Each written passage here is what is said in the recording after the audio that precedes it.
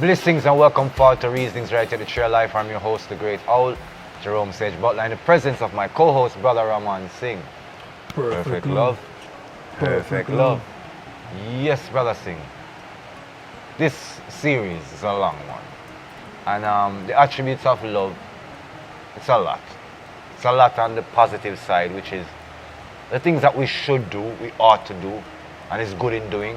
And on the negative side, or the negative truth side, the things we should not do in love that makes love bitter, angry, and then it becomes hatred and not love. So we are looking at what you should not do to maintain the goodness of love, the negative truths of love. So we just basically finish up love does not insist on its own way. And so we're going to move forward to love is not irritable. And so Brother Singh, describe to us the attributes of love not being irritable in your understanding and in a functional way that we can understand, that we can understand in a good way. Yeah, man, because the dictionary define irritable as to not Blessings.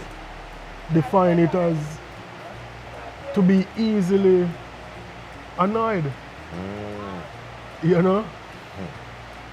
So you get annoyed, you're irate, my man, People upset you. Yeah, man. Easily. Yeah, man, annoying people. Yeah. And so you ask for please, so, keep quiet.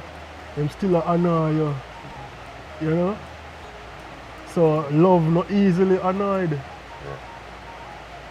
You have to just hold your peace, humble, patience, love, understanding, overstanding. And just walk with faith and truth. True on that. So, in a sense of the persons who are easily irritable or just irritable, or irritation is a discomfort. People say you have an itch and you need to scratch it, and so that will be the irritation. It's a discomfort in what they consider harmony or what's normal for them for peace. And so when somebody irritates them, like onto the metaphor of a itch irritating you, it breaks your peace. And so love wouldn't break your peace. It wouldn't make you feel uncomfortable. It wouldn't stare on you weirdly or approach you in a way where you would feel uncomfortable. Or ask you uncomfortable questions. Because that's a bit irritating, because there are some people who are said to be very curious. And so they ask very irritating questions. And people say, but it is good to ask a question. While it is good to ask a question, and while it's subjective to suggest what is irritating, you know subjectively what is irritating when someone keeps asking inappropriate questions. And inappropriate is based upon the boundaries we set. Isn't that so, Brother Singh? So if say you're not conversing of your personal matters with someone and they constantly wants to get into your personal, that's irritating. Love does not do that. For what purpose would they need to have knowledge of your personal experiences or your personal intentions? How does it benefit them? Irritating.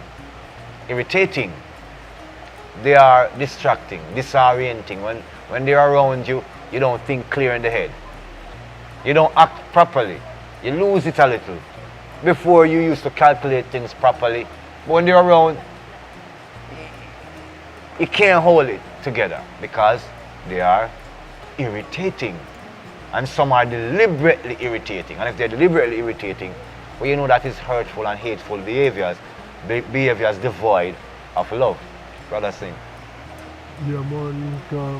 I think I say, if you are trying to display true love for true, you can't really show irritation. You can't show no sign of irritation, Because somebody admire you, ask you questions, great all, where God come from, why are we here? Where are we going? You know? Why? Start irritate, you know? And I say, no, love, I can hold your peace. Because we show and display love. You have to just hold your peace and you know, display your character in a godly manner. True that, brother. True that. You see me, the words out of your mouth of peace, love, righteousness, unity, you know, helpfulness. Yes. And not of irritation. You know, like, Jano, shut up now, no man, Jano. You see me? We're done with that now, man. Shut up now, man. Shut up. You see me? That are the heights of irritation. You know, you're done with that, man. We're done with that, man. You see me? And then anger comes with irritation. Yes, sir. Because if you feel uncomfortable, in another sense, the people feel hurt. And some people lash out when they're irritated. Because anger is the next thing. Because how you going to deal with someone, you know, kind of maybe dishonoring you, disrespecting you, or put you in an uncomfortable position. And so if it's been going on for a while, it's kind of a loose cannon moment where the irritation just turns to a kind of a violent or angry retort or outburst.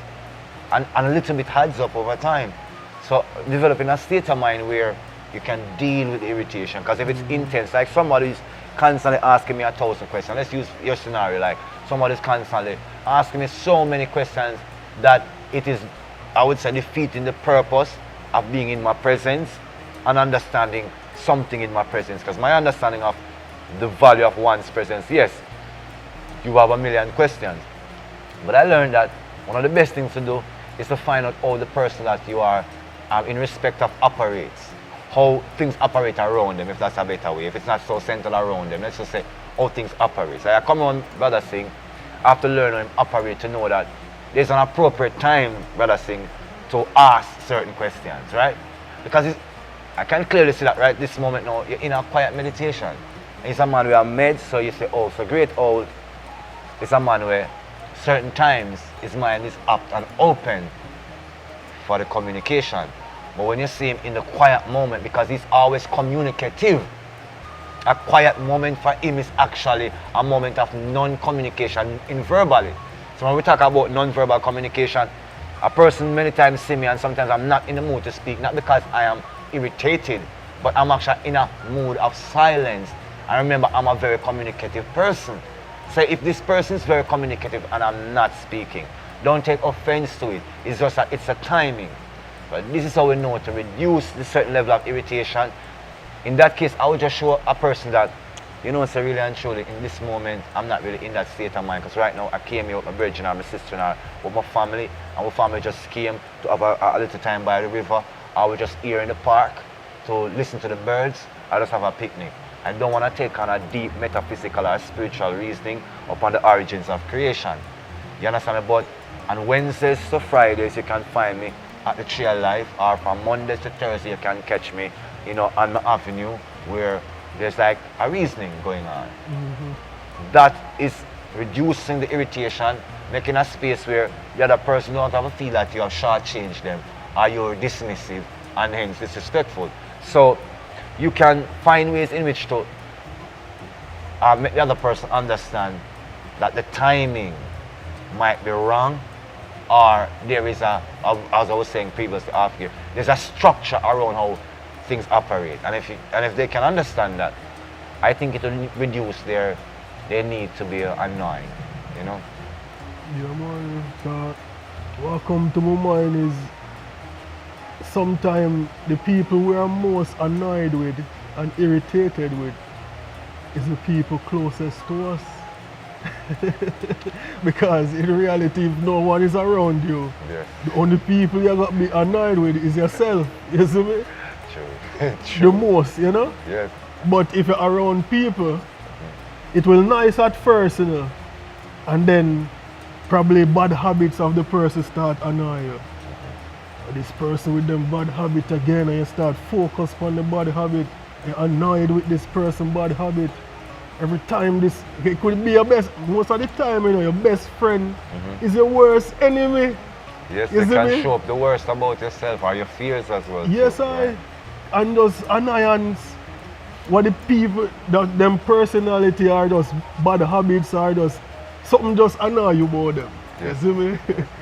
And my mind always focus upon that Yes. problem and is annoyed by it.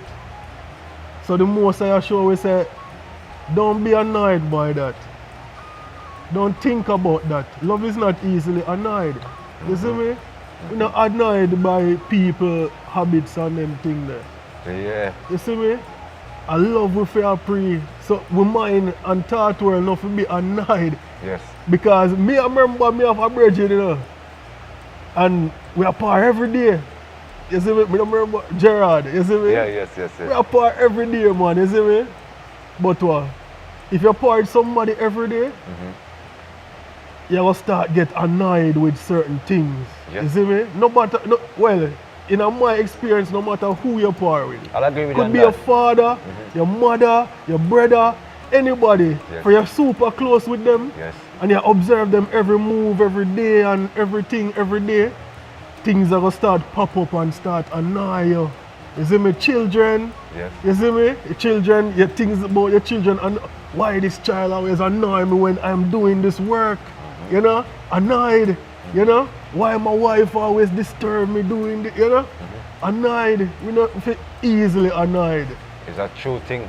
Because you say it right, like being around a person or persons or family members or loved ones for an extended period of time, you start pick up some of their bad habits, right? And by picking up some of their bad habits, it irritates you because you as a person, you know, we all have our negative, but things arrange themselves around a certain order in our consciousness. That means that what our good habits are and our strong traits are things that we find more easier to apply to ourselves. So it's easier to grasp these virtues, to grasp these principles. Where we are deficient are the areas that we're not so strong in. So our good areas create our character, our nature, our habits. And because of that habit, we know how things operate. Certain things we know is fundamentally wrong, and in our consciousness, it can never get right. However, things in our consciousness are wrong, but we have feelings around it. But in other people's consciousness, they have things that are fundamentally right about them, which are wrong to us, because they don't see that as being something of a fault. It is a state of how they are. And maybe in time they will adjust it if they perceive it to be. But at first, brother, are them nature. And if you're there around them long enough, you're gonna pick up things which you say fundamentally is wrong. Alright, you have some, I'm gonna give a practical example. You have some people, right, hanging out with brethren. The male code is you're always acknowledging the voluptuous sexual nature of attractive women, right? In the environment. It is your natural tendency and cultural tendency, especially by behavior, right? So you're in a grouping and the testosterone driven energy is just acknowledging every fine lady that comes by, but fundamentally in your state of consciousness, your religious and spiritual upbringing made you spiritual. Something made you more constant in an understanding that is different from the prevailing thought. And that constancy is upbringing, or what I call socialization, family ethics, family behavior. So your family know that how you speak to a lady is important, right? Of your personal character and your sense of yourself. So you wouldn't speak in any manner to her, even if the environment around you is like that. So you're partying with your friend and your brethren, and he's just that way. There's nothing wrong with him as a man, but his experience of masculinity makes him have to holler at every beautiful woman, every attractive woman, in a certain manner. In your understanding, that is dishonorable. Hallelujah. That is too much. That is taking the experience of man and woman out of context. That is for an intimate setting, on an intimate space. that can only be reserved for a woman of interest. You couldn't use that to define every single woman you see. You couldn't have that same response. And I'm talking about myself here specifically. I couldn't have that response, hallelujah, to every single woman. Yes, there's a woman that's going to wow my mind, body, and spirit that I'm thinking she's definitely different from all the others. But I couldn't react to that woman as how I'd react to every other woman. So yes, you're going to see the beauty of lyrics and linguistics and essence and attitude come out in me for that woman. But you're not going to see it for every woman. But my brethren is that way. And so if I'm around him long enough, he's going to down well irritate me, because I had a brethren who was like that for real. And him did irritate me, right? And I clashed with him several times about it, right? Because attitudes do match and attitudes do clash. And those attitudes did not match and they clash. And yes, the point of it is, I did pick up some of his bad habits, but not as it relates to that, but as it relates to how I perceive what was admissible. Because he said to me, say, I am this way. That's why me grow. And you are talking about wisdom, you impose your belief on me. And your attitude of what you perceive to be moral on me. That's your tongue, that's not my tongue. So I had to kind of, learn to not be irritated by my brethren behavior.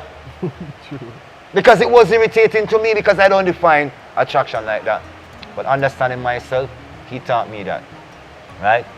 So I took over some of the bad behavior in saying, well, I think this way, and as such, I approach things this way. So, tough on you. Don't talk those things in my presence. But at the same time, they were applicable to life. We are man, and we are reasoning about woman, right? And I might look at the sexual experience in an ethical way this way, and you might say it's this way. But to not be irritated by each other and not to take each other's bad habits on takes the foreign. So I learned, yes, respect another person's space, but at the same time I learned that I must stand my own ground and my own spirituality and my own belief. And I also learned from him some of that stuff, that man for open up their mouth sometime in the presence of a lady.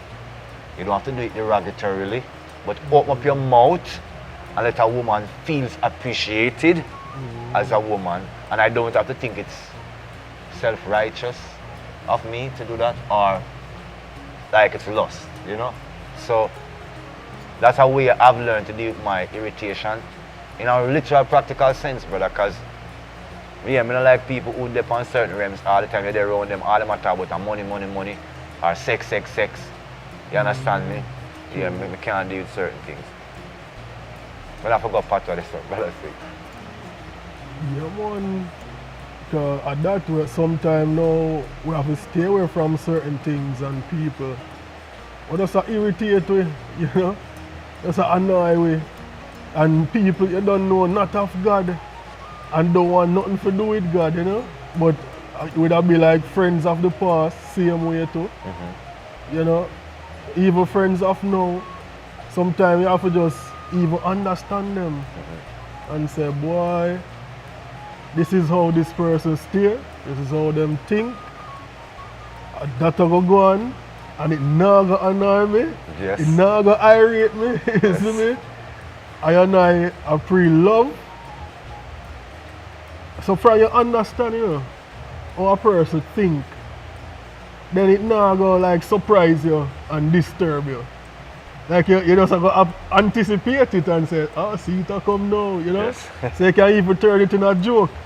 So turn the annoyance into something hilarious to you. That's a good advice. That's a good advice. Yeah, man.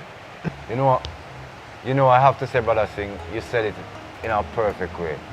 Turn a lot of the annoyance and the irritation into something that is humorous, right? Because your heart is light. You have a light heart, because if love is in the heart, you're going to be taking it so seriously. You can relax and show some love, some forgiveness, some deference, some understanding. And yeah, because again, how will behaviors change if a person don't show the opposite of those behaviors?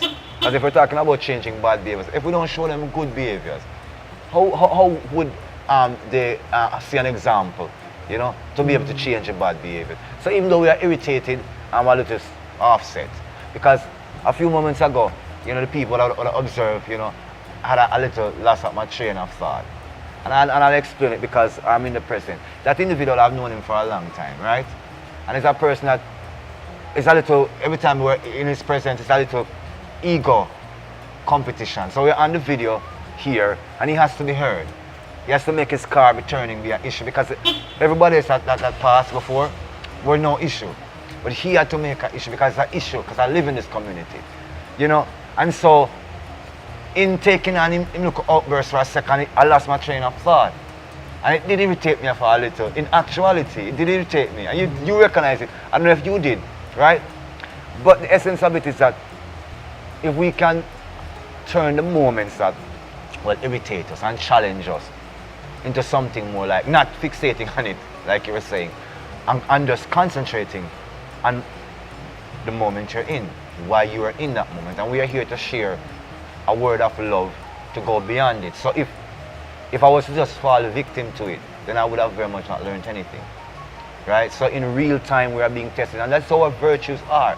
This is how the essence of love is.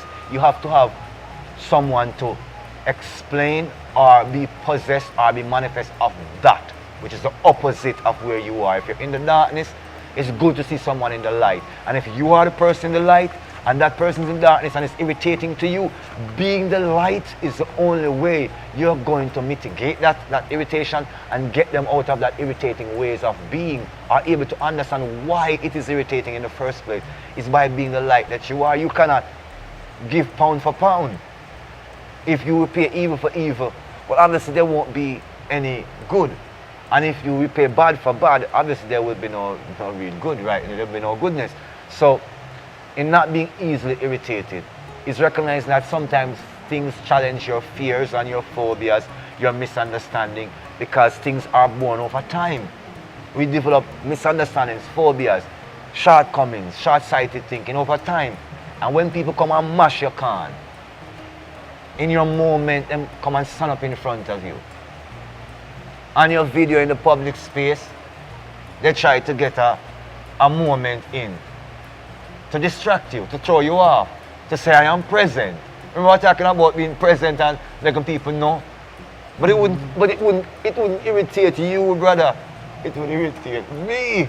Because I'm the one who's been in experience of it, or is familiar. So something is based upon trigger. They know that this will irritate you. And because they know that this will irritate you, you have to develop a state of mind to not be easily irritated. And that development is working through understanding, compassion, and forgiveness. And that is the workings of love. That is actually, hallelujah, the workings, the inner workings of love. Brother Singh. Yes, sir. So next time little children come on and say, Mommy, Mommy, Daddy, Daddy. Don't say, what? What you want, You gotta say, yes, little one, what do you need? How can I help you, Because of the irritation, so them come round with a loving heart, willing, just want your company and, want to talk to you. True. And then you just, that irritated spirit now, what? Not right now, And that is their response from mommy and daddy. What? Not right now, irritated energy, annoyed energy. So that's why sometimes they just go in them little corner and go play by themselves. So if we preach, if we show love, is we actually acknowledge them with love, We have to be careful how we respond to our children. And with peers, with mates. Yes. Compassion. And just having a lot of understanding in that sense, And, having a little time to not be so caught up in what you're doing. It's like you're making a time to have, making it conscious that there's a space within your time that is always available for them, for a word with them, right? So it's not just about structuring everything, yes? Yes, structure is good and order is good according to how we understand right timing and wrong timing. But sometimes just to show some compassion or just to show that their interest in that moment without you knowing is just as important as your interest in what you know. Especially if it's your children, they're not going to always express themselves in the state of mind that you understand at your level of experience. So a lot of times they'll ask the same thing maybe 5 times, right? Because they don't know how to argue the point, let's so to speak, where they can present more to the argument. So you can understand, so your children are sometimes your siblings who are younger.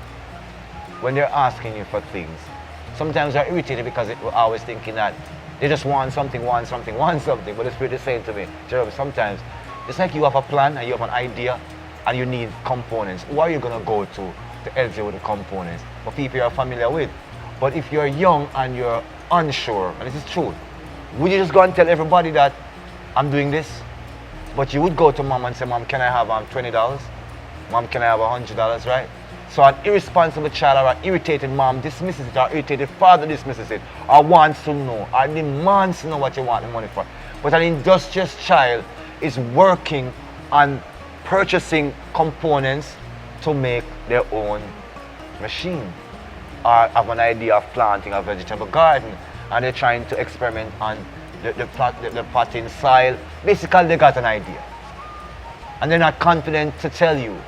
Maybe it's that they're planning to buy you something for your birthday, or they want to make you an anniversary gift, and they need $10 to go out and buy the fabric and the sewing needles so she can sew it. Where is our resource going to come from but from you? Where is your son resource going to come from but from within his immediate family? So he's got an idea to work on something that he wants to bring out in his community. And he knows that if he tells somebody who is going to break his confidence, it's not going to encourage him. And he thinks that maybe you might be irritated by him coming and telling you what it is. So just asking for the money is covering something deeper. So to defer and to be compassionate and to be loving is to trust your child, trust your brother, trust your sister. You understand? Hallelujah. Trust that friend who you might not understand why they're asking for your help, or why they're saying they'll take this off your hand, or if you no longer have a use for this, give it to them. And you're so irritated because they're always asking you for stuff, and they're wondering, why is he always asking me for stuff? But 5 years later, you see why. 2 years later, a month later, you see why they were asking. So to not be easily irritated might actually help others to formulate, an idea, or give them the confidence enough to think that their ideas can come to balance. That's being supportive. And you don't have to know why. Develop that nature, just to be supportive, just to be understanding and comforting. Because sometimes that's all a child wants, a family member needs, just a reassurance. That's it. So Jamaica have a kiss teeth mentality. Majesty, majesty enough here, up family. Easily annoyed mentality. If your meds it for real. The kiss teeth mentality. True that. That is somebody being annoyed. Yeah. What is someone here? KMT. Yeah, Kiss man. me teeth. Yeah, man. You'll have to ask a girl what that mean, Yeah, man. So we have to get certain habits out of we again. Because it's a cultural behavior too, It's a no nonsense kind of thing, Not doing no foolishness, man. But it's still being annoyed and angered. We can't even make TV and news annoy we. Because that's a break with peace. True. True. You see foolishness on the news, foolishness on the TV, you get annoyed, easily annoyed. Kind of foolishness, turn it off, annoyed already, But and that is not a love, it's not a really godly action and speech and mentality. Absolutely. For easily annoyed, What is? Turn it off. No one say no news in our house. Annoyed, that is an annoyed kind of reaction, When you see some people, you're at a place that is like a public space, and you see some folks that you're not getting along with coming, they say, What am I going to? Because we're just talking about that. Sometimes when I go to places, sir. I'm a bit irritated when I see people because I go too far of a quiet. But the truth is not that whether they're people or not, there shouldn't be the issue of the quietness. It should be the state of mind. Yes, sir. That if you're not having no contentious spirit, you should be able to not be irritated Yes, sir. and be able to accept someone else in the space. But yeah, that's a mentality we carry. And we mean we as in a cultural mentality are habitual in terms of a human psychological state of being. In that annoyance also reflects state of power. That people have a right according to their status to be annoyed at you because you're not supposed to waste their time. And this is codified in status titles and labels that this is an important man. How dare you ask a question to delay the man from go about in business? Because the man has important, the woman has important missions, right? But the truth is, these things are about us being a little too self-absorbed and not displaying loving characteristics, right? And loving don't mean flaky and flower child. It actually means very conscious and conscientious. So therefore, you would have considered how you would have felt if you were that person. That's simple. Do unto others, you have them do unto you. Because if you truly do see yourself as that person or could be that person in your perception, there's no way you would feel okay in talking down to them, you know, or being disingenuous with them, or annoying them, right? Or being comparative to lead to annoyance, because some people are glad to say, well, because of my job, I'm not you. There's a story of the man who preached, were praying openly out in the streets and saying, well, I'm glad I'm not a sinner who's unable to pay my tithes and my taxes and so. And you know, because obviously he was irritated by what he thought as the inability of the poor. And so his prayer was loud for an audience. But the person who has more loving nature went into his prayer closet or his sacred spot and he says, Father, you know, I'm happy that I have the ability to give you thanks, even though I might not have the wealth and the riches to be able to be a patron. But watch over me, the pauper, and the patron alike, so that I'm not creating a differential. So I'm going to be irritated when the patron comes and put down his 200,000 in the collection plate and I only can put $2,000, because my character and my worth isn't measured by money or material or praise. So to learn to not be irritated by his material ability. So envy not the oppressor and choose none of his ways, you know. Defer not content and not be easily irritated. That means that not be so comparative. You know, this is the right to say you'll make yourself vain and bitter if you compare yourself with others. Because are you going to be better than them? Are they going to be better than you? So vainness is a lot of comparison that causes irritation, right?